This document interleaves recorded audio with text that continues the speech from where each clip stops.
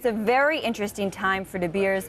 They're in the midst of moving all of their sorting and sales operations from here in London down to Botswana, really shifting their whole center of gravity from the north to the south. Now, for more on how the move will actually impact the industry, we're joined now by Elliot Tannenbaum. He's live from Tel Aviv. He's a senior partner at Leo Schachter.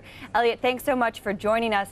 You're one of De Beers' elite clients known as a site holder. This means that you're one of the few who actually will now have to be traveling to Gaborone instead of London. How do you feel about the move? What will it mean for your business? Well, travel-wise, it won't be much of a change. We've been traveling to Gaborone for the last 12 years.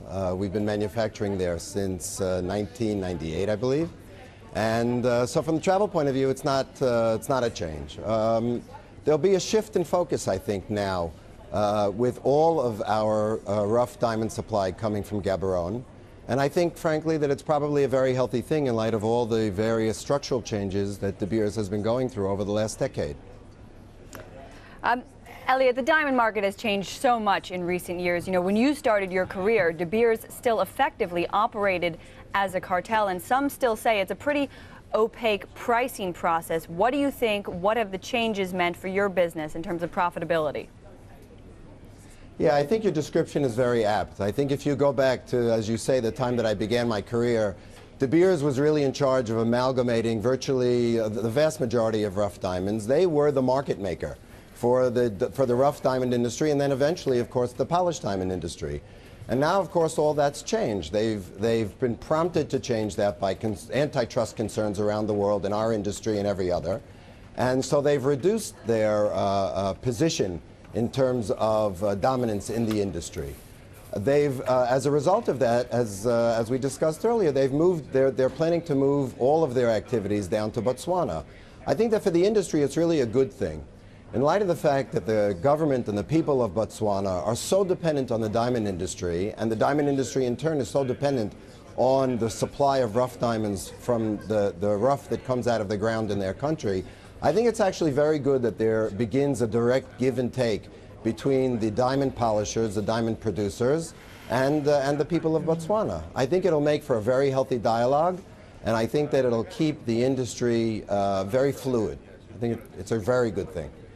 Now, you're just one of this elite club of just 76 exclusive certified De Beers clients known as site holders. That's actually where we saw each other last week in London when you were up here. For those who don't know, just explain to us this process of what the site holder sales visit is. What do you buy? How does it work? How much do you spend?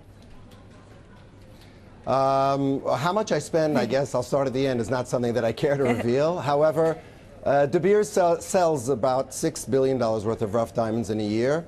They go through a very, very severe process of analyzing who would be the best distributors for rough diamonds, those diamond polishers that have extraordinary marketing skills and are able to extract the best value from the diamonds that they sell.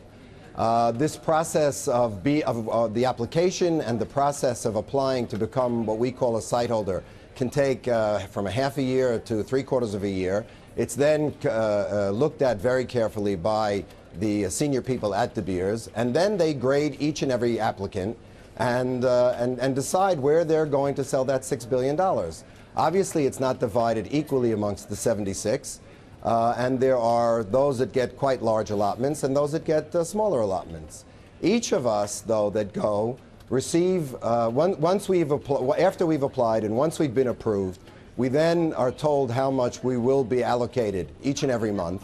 Once we've been told how much we've been allocated, it's then our responsibility, our financial responsibility, to be sure that we're financially able to buy the merchandise that's, so to speak, put on the table for us.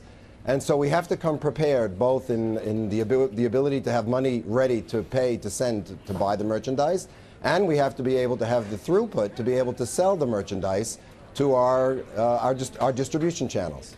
All right, Elliot Tannenbaum, the senior principal of the Leo Schachter Diamond Group, thanks very much.